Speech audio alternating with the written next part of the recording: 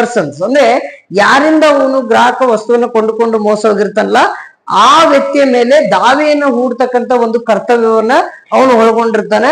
ಮತ್ತು ಗ್ರಾಹಕನಿಗೆ ಪರಿಸರ ಸ್ನೇಹಿ ಅಂದ್ರೆ ಇಕೋ ಫ್ರೆಂಡ್ಲಿ ವಸ್ತುಗಳನ್ನ ಬಳಸ್ತಕ್ಕಂತ ಒಂದು ಹಕ್ಕು ಕೂಡ ಇರುತ್ತೆ.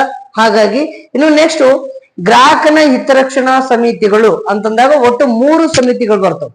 ಕನ್ಸ್ಯೂಮರ್ ಕೌನ್ಸಿಲ್ಸ್ ಅಂತ ಕರಿತೀವಿ, ಅಥವಾ ಕನ್ಸ್ಯೂಮರ್ ಫೋರಂ ಅಂತ ಕರಿತೀವಿ, ಅಥವಾ ಕನ್ಸ್ಯೂಮರ್ ಕಮಿಷನ್ ಅಂತ ಕರಿತೀವಿ. ಅದರಲ್ಲಿ 3 ಬರ್ತವು.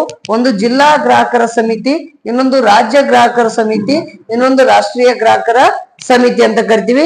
ಇಲ್ಲಿ ಜಿಲ್ಲಾ ಗ್ರಾಹಕರ ಸಮಿತಿ ಅಂದ್ರೆ ಡಿಸ್ಟ್ರಿಕ್ಟ್ ಫೋರಂ ಅಂತ ಕರಿತೀವಿ. ಅಂದ್ರೆ ಜಿಲ್ಲಾ ಗ್ರಾಹಕರ ಸಮಿತಿ ಜಿಲ್ಲಾವಾರು, ಅಂದ್ರೆ ಈಗ ನಮ್ಮ ಕರ್ನಾಟಕವನ್ನು ತೆಗೆದುಕೊಂಡಾಗ ಕರ್ನಾಟಕದಲ್ಲಿರ್ತಕ್ಕಂಥ ಎಲ್ಲಾ ಜಿಲ್ಲೆಗಳಲ್ಲಿ ಏನಿರ್ತಂದ್ರೆ ಜಿಲ್ಲಾ ಗ್ರಾಹಕರ ಸಮಿತಿಗಳಿರ್ತಾವ. ಅಲ್ಲಿ ಯಾವುದೇ ಗ್ರಾಹಕ ವಸ್ತುವನ್ನ ಕೊಂಡುಕೊಂಡು ಅಂದ್ರೆ ಅದನ್ನ ಖರೀದಿ ಮಾಡಿ